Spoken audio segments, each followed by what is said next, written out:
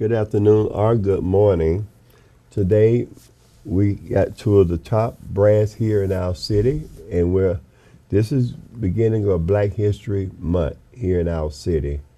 And just an honor for me to have Chief Gary Sparks and Sheriff Tim Pounds. We all grew here. I'm Councilman Sam Davis. We all grew up right here in the city of Douglasville and Winston. Went to the same school. Parents know one another, and I thought it would be amazing to have a great interview with two of the top brass. Let's start off with Gary introducing himself, and Tim, your role. Tim Pounds. Gary. I'm Gary Sparks, City of Douglasville Police Chief. Like the Councilman said, born and bred right here in Douglas County, Winston, Georgia. Sheriff and I grew up probably less than a mile apart. Mm-hmm. And got my education here early in Douglas County school system, and then I went to Fort Valley State University, received a degree in criminal justice, and did a tour in the Army. And I remember when I was in the Army, I went in the Army as a second lieutenant, and I used to come back home. Sheriff was a deputy. So, we going to school together, so I come back home on leave, and he would come by and pick me up in his car. And he had a car? Yeah, in his patrol car. Okay. And I remember one time, man, I was going, that boy was driving so fast down I-20. And you remember that, man? You drive like that. One hand on the steering wheel, one hand on the back porch, looking over to me like, "What's up, man? How's it been going?" I'm like, "Damn, you better watch the road." We learn. Yeah, oh man, but that was a great memory of coming back while I was in the military, and then Tim was on his career. So then I got out of the military, and I've been working here for 30 years. 30 years. 30 years, and went back to school. So education is always a continuing thing. Went back, got my master's degree. So it's, but it's been a rewarding 30 years. Not all good.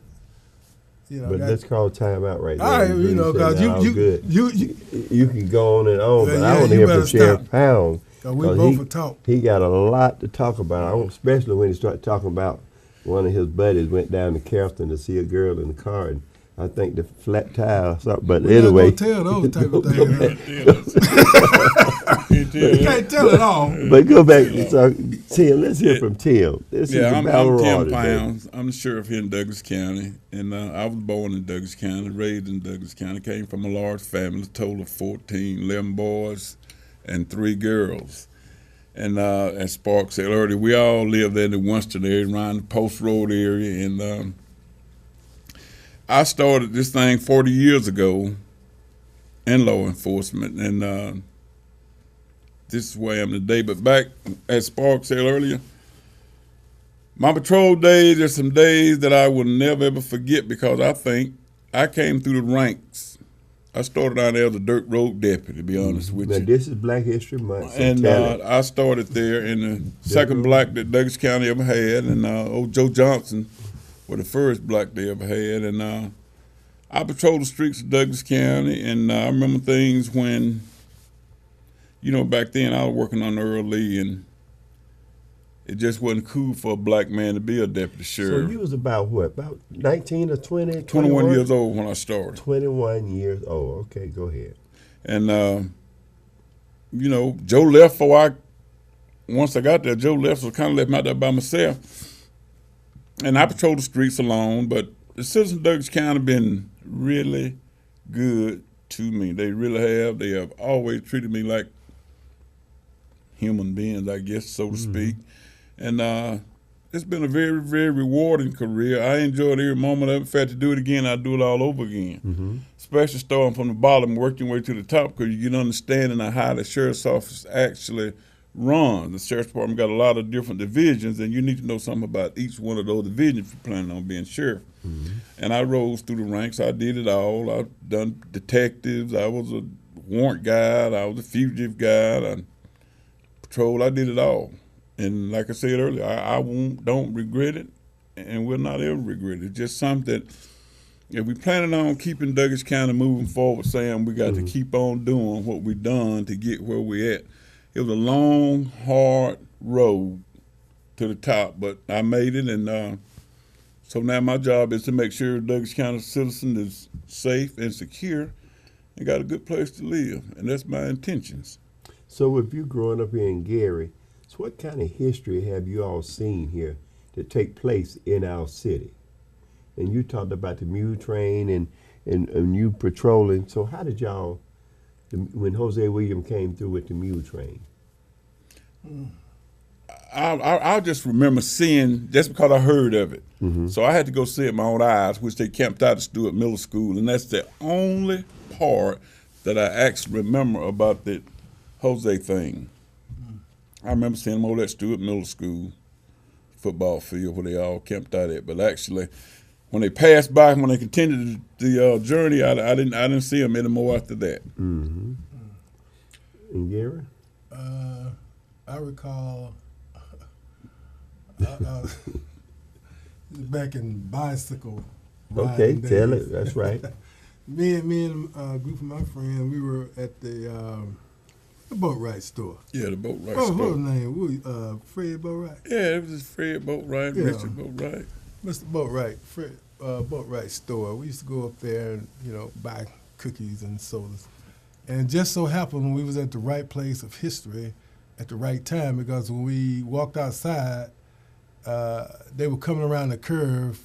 The curve, that the New Mountain Top at Connors Road. They was coming around that deep curve. We were like, wow, because every evening, we would watch TV and we would see all that was going on during that time period, racial inequality and things of that nature. We were seeing all that, and then just to see those people, how dedicated they were. And some of the guys said, man, that they're gonna ride these horses and wagons to Washington. So we sort of got in the back riding our bicycle until we started thinking about back then you have to be at home before the sun go down. Street light go out. And the sun was gonna go down, and we were like, okay, we better get on back to the Right. But they did go up to Stewart Middle School. But back during those days, it was a segregated city. I do remember that. It's just segregated county, and because my first 3 years of school, I went to R.L. Cousins, but I started out going at Simpson Funeral Home. You was over there at the funeral home? So I was over there at the You was at the funeral home? Yeah. One kept the fire in the heater. We had a wooden heater there. Yeah. Are you serious? Yeah. I caught the last part of that. I was there also, down in the back there. In the classroom right there. Well, you know what a heater was, don't you? Yeah, sure do. Yeah, Remember since just- I was the biggest guy, I had to keep wood. You always been that big? I was the big guy in school. Okay. Yeah. So, and just to see, sometimes we would get books and have other people's names on them. Yeah, that was the toughest part of it. But some kind of way, I don't know how it happened. One morning, I woke up and I didn't catch the bus. My mom and them took me to Winston Elementary School, because we would drive busing back then. We would get on the bus, drive past Winston Elementary School, and go straight to R.L. Cousins, because that was the African American school. So we passed by that school all the time. So this day, I don't know what's happening. We pull up in there. They didn't ask me about it. They say, "Hey son, we're gonna have a talk." I went up in there. I'm like, wow. It was a culture shock for me. Right. Because I had always been around African American people until I went to that school, and it was just me, my cousin, and I went too. we integrated the school there. I'm like, First integration. yeah, Winston Elementary School. Okay. So I would say this about Douglas County, I feel, is that, like Sheriff said, the people here got involved with integration in the earlier process than later.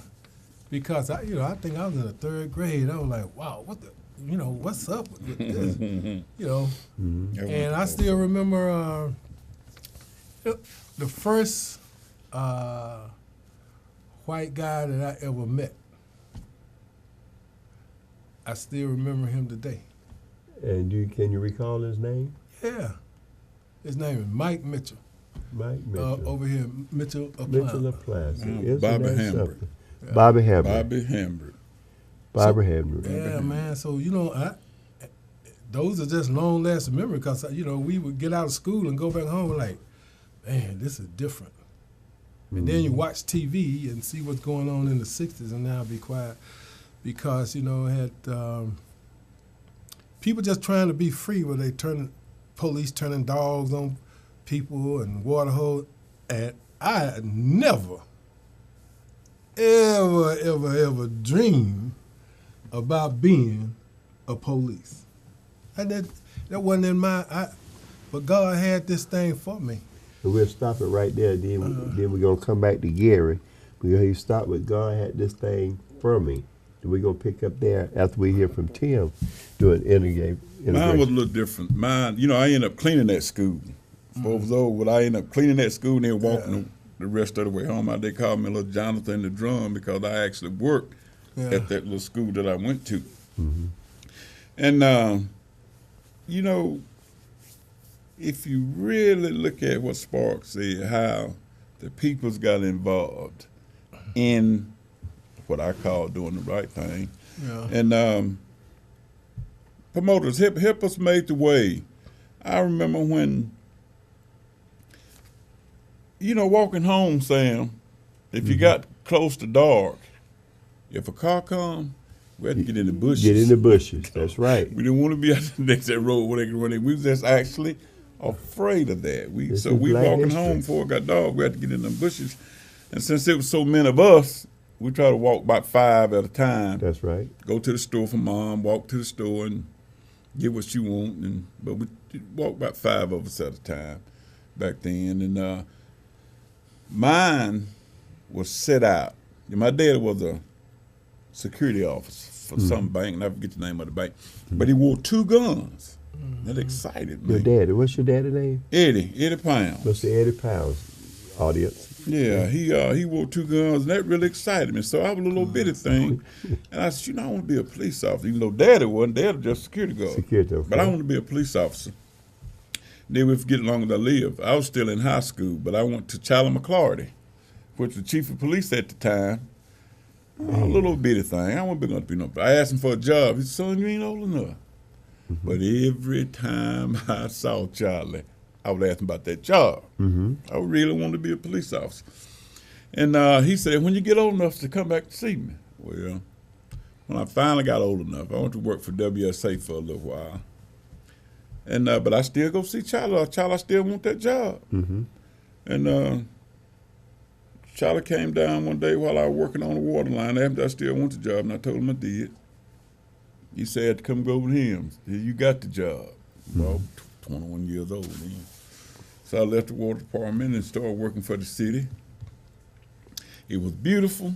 Was it city or the county? I started working for the city of Douglasville. City of Douglasville? Yeah, I started here first. My first job in police and law enforcement was the city of Douglasville. Okay, good to know. Worked there 2 years.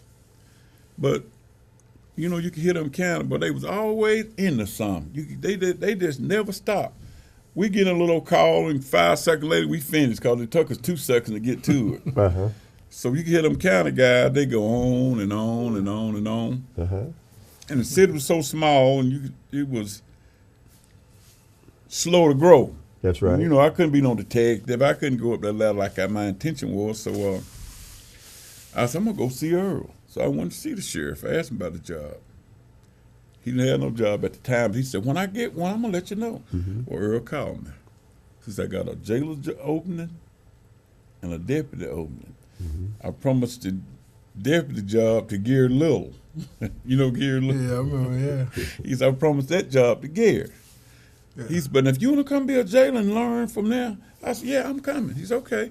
But when I got down there, Gary changed his mind. Right. He didn't want to be no deputy, so I got the road position. And that's why I really got started in law enforcement. Mine was cut out to be. I wanted to be one. You wanted to. And I worried him enough to this, okay, I believe this guy really wants this job. So Charlie McClarty gave me the job. And look at you now. Man. Look where you And come if you from. go Look back at you to now. it, I hate to talk about this, go to past to the past. But that's okay. This But when is you Black History started Month. back then, like I said earlier, it wasn't no cool for a black guy to be a deputy sheriff. This is And, history. I remember I've been to so many houses where they said, What? nigga, you can't come in my house. Are you serious? Been a bunch of them what they said. But you know, the Bible said, I pressed on. Pressed on. And I understood it, and that just was time then. That just was the era we was living in then. Right. So, you know, everybody began to, I knew who Tim Pound was, and everybody knew I treated him right. Mm-hmm. But those that did say those things, I wish they could see us today. We kept that righteous thing going, and That's right. God, and now that black guy that was first deputy, second deputy sheriff, is the sheriff of this county. And I love every moment of it. I'm going to do the best job I can to That's continue right. the thing that we got going, which I think Earl Lee, Phil Miller, and Tommy Waldrop done a very, very good job on keeping Douglas County going in the right direction. That's my intention also. Well, we'll stop right there. Gary, when did your destination, and you worked with Tim a little while with the city, didn't you? No. I thought y'all might have been working together one time or another with the county and the city. No, I left here and went to Fort Valley. Okay. So I left and went to Fort Valley and stayed down there like for 5 years, and then I went in the Army, and then I got out, and I just Were you a military police? military police. Okay. So I was in the military police, and I made that statement before. I never thought I'd be police Right. because of growing up what I had See, observed the police do Mm-hmm. to people of color. So I never my thing was I wanted to do or be someone that would help the least of these. So that wasn't, I didn't think police would be my calling. However, when I got to college, it sort of, I started off in accounting and business. Mm-hmm. They ran me out of that building. Ran you out of it. They said, your grade's not good enough to stay at this building. You need to go down there. You need to go down there to that criminal justice building. So a few of my friends, that I had met at Fort Valley, like, hey man, I'm a criminal justice man. I'm like, wow, okay, I could be a lawyer. I'd be a lawyer and just help somebody. But then, I got to taking the classes, and, next thing I know, this became a calling for me like it was for him. Right. Then because I figured out, hey, you know what? I can go back and change some things. So I got hired on here, and like Pounds, the sheriff, excuse me everybody, I say Pounds, he's a sheriff. That's my That's your partner. friend. But he's giving respect. I say sheriff when I call him. But anyway, I went through the ranks from a patrol officer, detective, working undercover, doing all kinds of things, and it just. Yeah, because and you like had the a sheriff- history. You were loaned out all over the world. Yeah. So we, and like the sheriff said, you want to go through each phase of each department within the police department. I have done, so now it becomes honorable for me to be in the seat at the chief and understanding what some of the young officers may go through, Mm-hmm. and then keeping up with the trend of crime, because the sheriff and I we're doing some great things together. Good.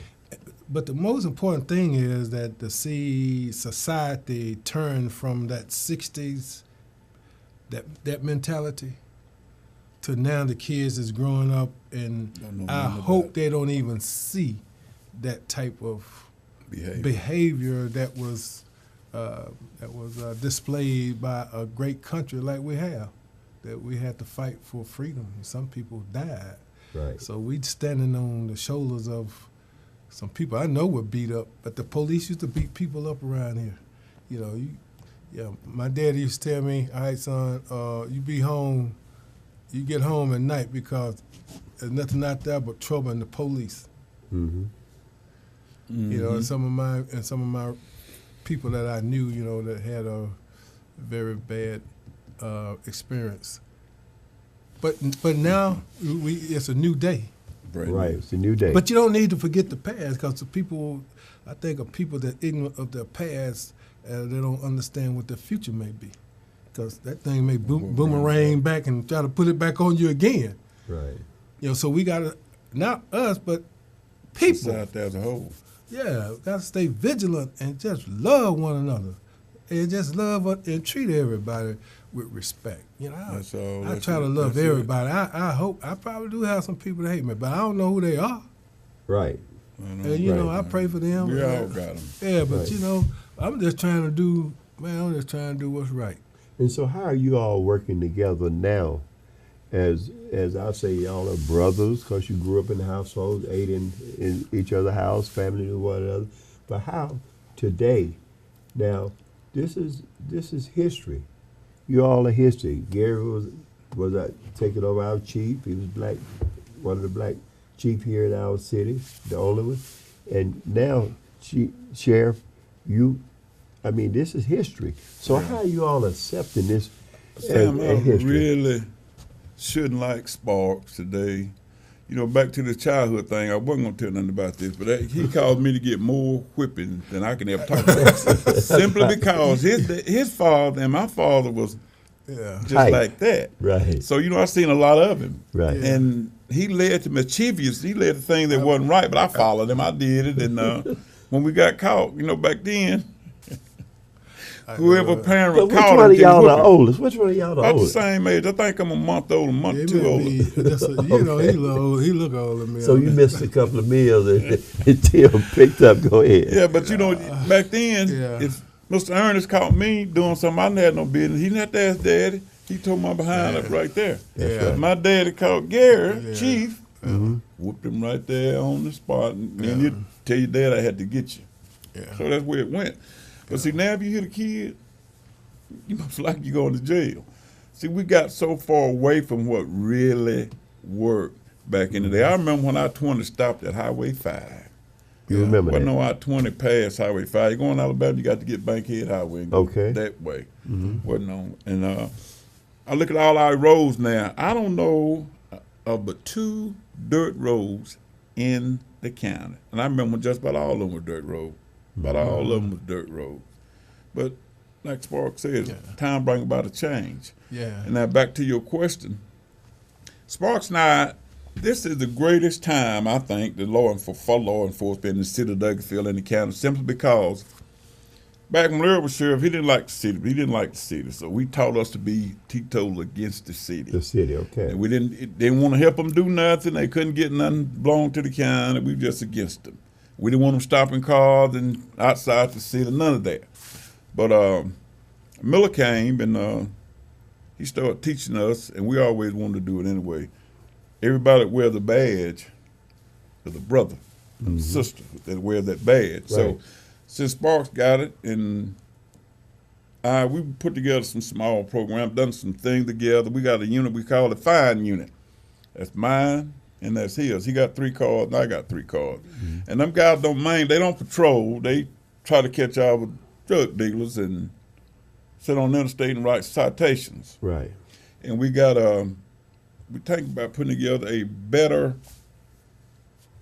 drug task force, because it's human trafficking. yeah, it ain't going away. It's we just want to put It a works. dent in it. Right. And all what we're going to do is get enough folks to put a bigger dent in it.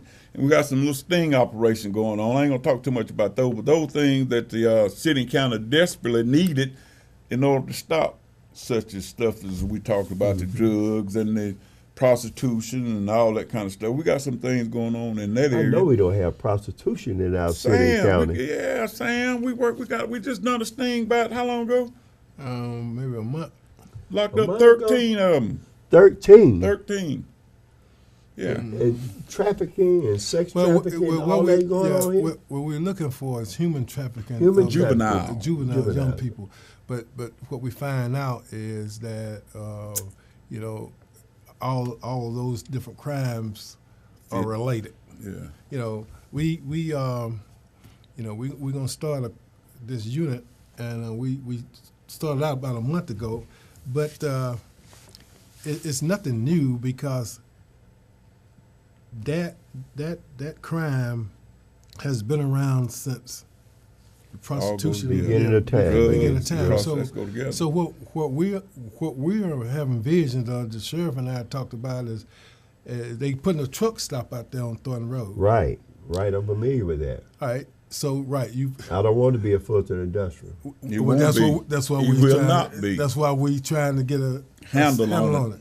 So we started our process of getting our two departments ready for that, because when you build a, and it's usually when a truck stop come in, you got 5 or 6 hotels right around the area. Right. Oh, okay. Perfect. Your drugs, and then your prostitution, other crimes. You know, so we going to be proactive in seeking and and going after crimes. You know, we that's our thing. The sheriff and I is being proactive. We're crime fighters. I like so that. we going after crime. We ain't wait till the crime happen. You know, we can't stop crime because that's a decision of somebody making their mind that they're gonna go out and do a criminal act. But we can do things and put it out there so people understand. They come to Douglas County with this criminal addicted thinking mindset, they're going to jail. Don't if and and bust about it. They're going to jail, and then they can go over on Hospital Drive over there, and then those judges can deal with them. Another thing, Sam, quick, I hate to cut So you off. you're telling me, but go ahead, We got Sheriff Powell. and this is one of my favorites I like that we're doing. Is we got a major crime unit. He got so many detectives on it, and I got so many detectives on it, and I think it's 4 and 4. But when a major crime happened here in the city or the county, that unit handles it. Handle whether it's in the city or whether it's in the county. That major crime unit take care of that, like a bank robbery or rape. That crime unit take care of that, which is a combination of city detectives and county detectives that are actually handle all the major crimes in Douglas County. And like the sheriff, I know for our viewing audience, the sheriff mentioned like the fine unit. Right. And and the sheriff say, mention citation, but the people need to understand that criminal activity, it moves, or most operational crimes that's occurring, they're mobile. And our country has one of the best interstate systems in the world. You go rob something in Atlanta and go to Dallas in how many hours? 13, 14 hours? About 14. Mm-hmm. So we know crime travels on that interstate. I-20, I-20. east and west. East Come and straight west. through us. So so welcome through. So what we do, so those guys are actually out there fighting national crime. But we have stopped some people that the FBI was looking for.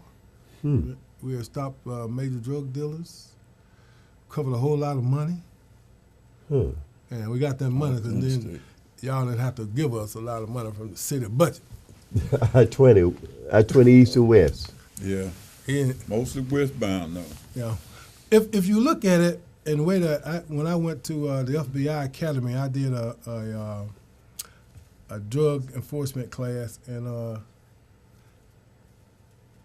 Atlanta is like a hub for a whole lot of crime. Not only just drugs, but it's a hub for a lot of crime.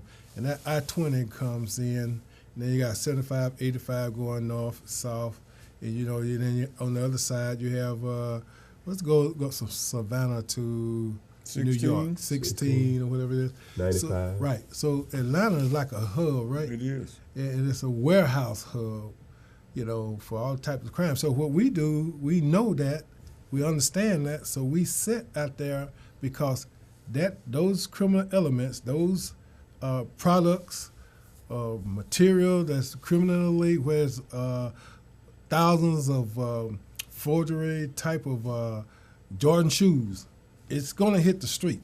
Mm-hmm. So we have the first dibs going west. And usually if our fine unit stops somebody going west, we're going to get some money. Because the money trying to get back to, I bought the dope Mexico. and got the money. Trying to get back. The big Trying to money get it going back. back, trying to get back to Mexico. Or you get on the eastbound coming into Atlanta, you're probably going to get you're going to get the drugs. Get the drugs. Yeah, so, and we are understanding that, so that's just another, I call it, you know, another way that we being proactive about our crime fighting, you know, and but like Cheryl said, we got a lot of things we're going to do, and I still like to say, you know, that, you know, this is a good community because we did a change early, Right, Chief. and the change is moving forward, Moving forward. and everybody's on board. Not everybody, but you know, the ones that's just not on board, They'll get on gonna- board. well, They they'll get get on left board. behind. Yep, they get on But board. I just want the people to know, like the sheriff said, you know, our ultimate goal, you know, I have this saying sometime, and both of us like Baptist preachers, that I didn't come here, I'm from here. Right. So being here, my family being here, my mama being here, my safety and making sure the citizens in this city, in this county, are safe, that's my number one priority, just like here. And I'm your public safety chair. I want to I make need- sure you get what you get. Yes, you know, And Sheriff, you can't get what then you you need. to talk. We just trying to send a message, just a plain, simple message saying, if you come to, we care. I know the chief do, and I care about it. And at home, sometimes when I should be have my mind on my family, I'm thinking about ways to improve That's right. the thing that we're gonna do at Douglas County. But it's just a simple message. If you come to Douglas County and commit a crime, you better look over your shoulder for the rest of your life, but you can take it to the bank. We're gonna get you. We gonna take care of the people that elected us to do this job. We're gonna do it the best of our ability. And I worked fugitive for so long. I worked fugitive warrant for about 15, 20 years. So that's my specialty. If you come out and commit a crime, don't think you're gonna go hide somewhere in New York, because I know how to get to New York. So you out of the fugitive warrants, you had 100%. So you had about what? About a 75, 80% intake. Sam, the cases that we worked about 10 at a time. We didn't even know them out. That's We right. worked on one of them till we got them, because fugitive, you ain't got to report every day. Right. So we worked on them till we got them. You rob a bank in Douglasville and run to New York. You can knock on that door one day, you're going to see myself or Lieutenant Fields, which he's no longer with us, he retired, but you ain't going to come out here and just do what you do and get a pat on the hands. Don't do that no more. So in the closing arguments, what do you all see? And I'm so glad you all are friends, family members. What do y'all see which way we're going in the near future? What do you all want to see? Continue the trend that we got going on. In other words, the chief, the mayor, the commissioner, the school superintendent, all of us got to get on the same page, stay on the same page, because it's all about our kids, for the education wise, all about safety for the chief and me, and all about the mayor and In education. and the chairman giving us supplies and the tools we need to continue to do what we do. And they've been real good at that. They have all they supply. That's what we need so far. So, but that's what we all got to do is get on the same. The churches, we got to get on the same page. We got to try to teach our kids. See, most of our crimes that happened, we had a murder right here in the city about 2 weeks ago. They was kids. 16 and 19. In Douglasville. Had a bank robbery. Kids, 16 and 17 or 16 and 18. 18. Yeah, see them kids. If we don't get the message out here to these children, the consequences of their actions, that's what we got to do first and most foremost, and get that together. And now, you turn the TV on, some kid done killed somebody, somebody. See, Sam, that's what we got to talk about. Nobody want to talk about that. They push it on the rug and they hide it. But we got to start talking about this crime against each other. We got to figure out how to fix that. Then once we fix that, get with our children. Because the kids, things ain't changed. The parents got to have some kind of idea of what the kids is doing, but for some unknown reason, they look past that and want the teachers and the police to raise them kids. We can't do that no more. You all are getting ready to go around to different beauty shops and barber shops and all, and I really like that. Check with the sheriff and chief. We just, any place that'll have us, we coming. Do we have to feed y'all? No, sir. No, you don't have to feed us. Just we like to have some people there. But sheriff hit on some things, and I hope this don't get lost in all what we're talking about, because the sheriff hit on it, and it's back about a village raising your kids. Mm-hmm. He said, when we grew up, if I was at his house showing out, his dad or mother tightened me up. And it'd do me good to go home and tell my mom them that occurred and not let them tell them. Right. Because if they have to tell them, then I just may. Get a double. Yeah, so a double for my trouble. So that type of everybody looking out for everybody, for the welfare of the whole community as a whole, has somehow in some way left us. From working with kids for the last 10 years, we have a program, the Youth Against Violence program, that the sheriff and I sponsor, because we're looking at the youth. Like the sheriff said, a lot of these crimes are being committed are young people who really don't understand how important their lives are, or they don't even understand the purpose of their life. Because if they understood the purpose of their life, they wouldn't be going and doing these type crimes and going into the criminal justice system for 15 or 20 years of their life. So why that happen? Because the home, the structure of the home. Broken kids have. You got, when I come up, a grandmama was like 70.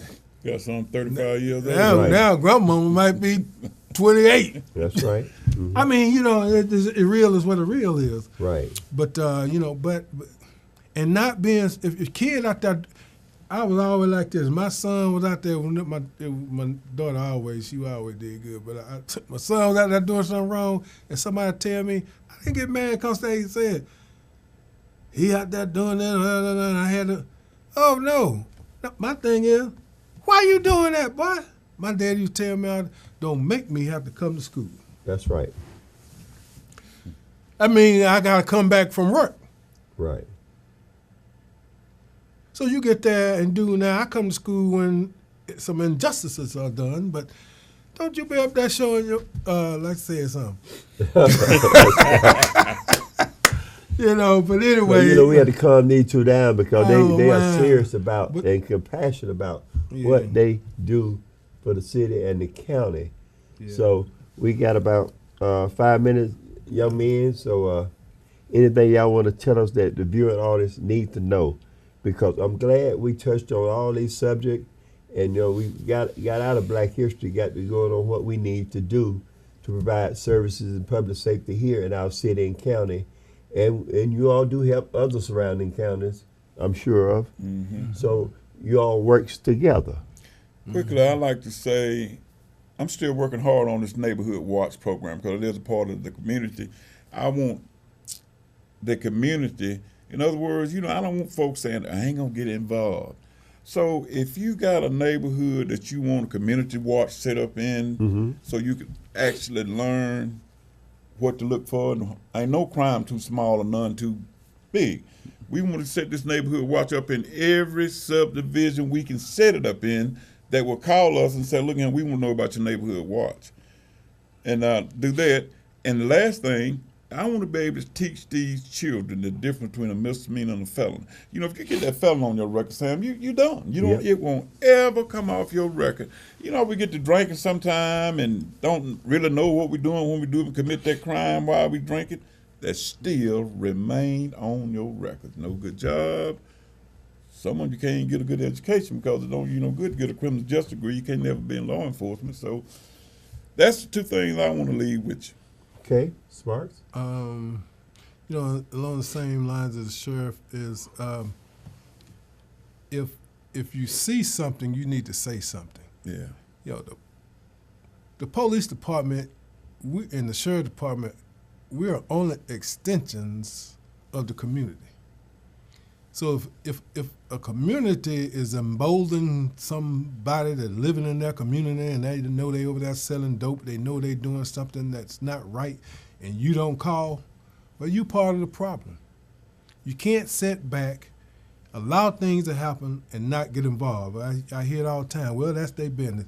Well, It's everybody's business. Right, and till that hit your house, and then you were like, where the cops? But what we're trying to do, we have community meetings every year to educate the community on what types of crimes are occurring in our area, in the metro area, so our citizens can be on the watch for these criminal acts and they can protect themselves.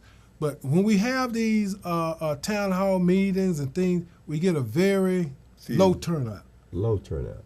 And we're doing PSAs. To talk about crime that's occurring. We look on our Facebook page, and we got crimereport.com. You can see what type of crimes are going on in your area, so you can better be vigilant and watch. And then when you see something, say something. The police, I know as some people say we're not doing a good job or whatever, but let me tell you this: we can't be everywhere, every day, all the time. You know, that's why we patrol. We patrol using data, what I call data policing, where we see the crimes mostly occurring. We try to put our people in the best place so they can catch these criminals. Mm-hmm. And so did the sheriff. We just, over the holidays, we just came together, and the sheriff Cobra, what's it? Scorpion. Scorpion, Cobra. Scorpion unit. Scorpion unit, you know, plus my guys, instead of working, you know, independent of each other, we work together.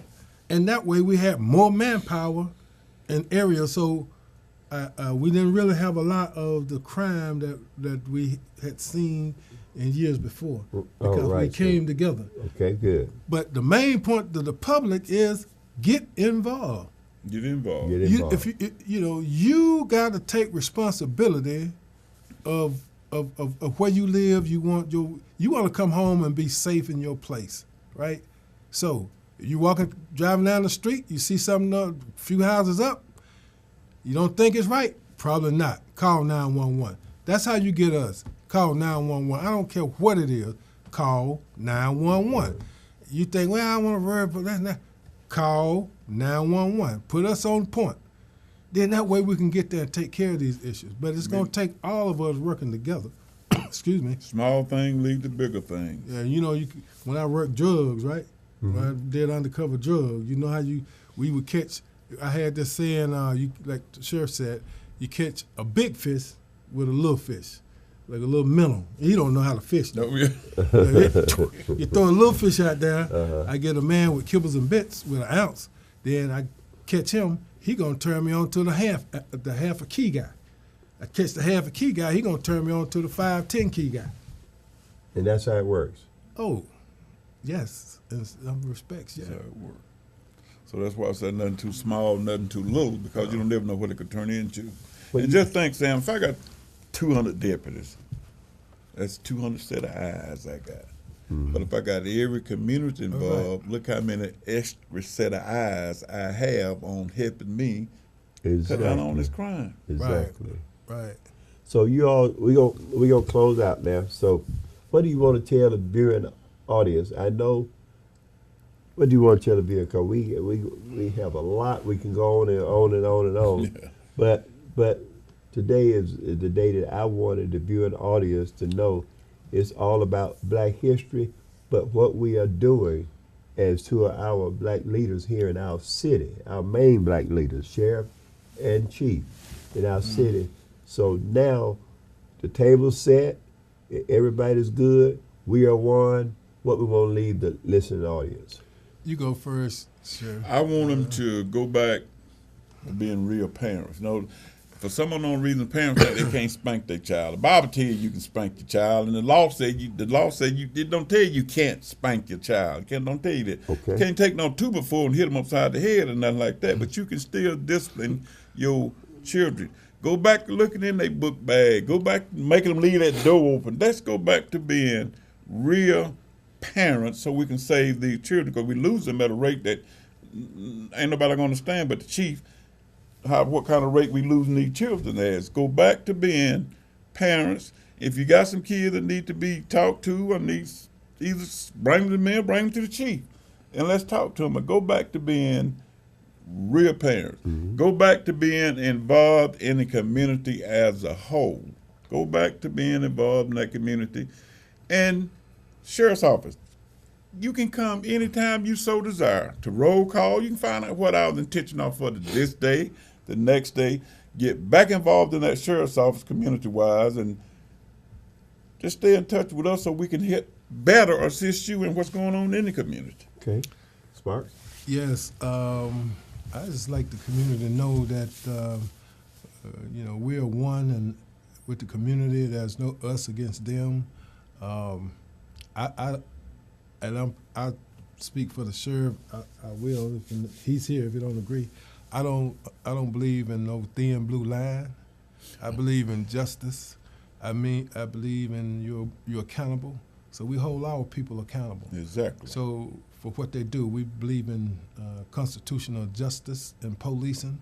We believe in treating everybody fair, but we don't send our men and women out there to patrol and keep everybody safe and to get themselves hurt now.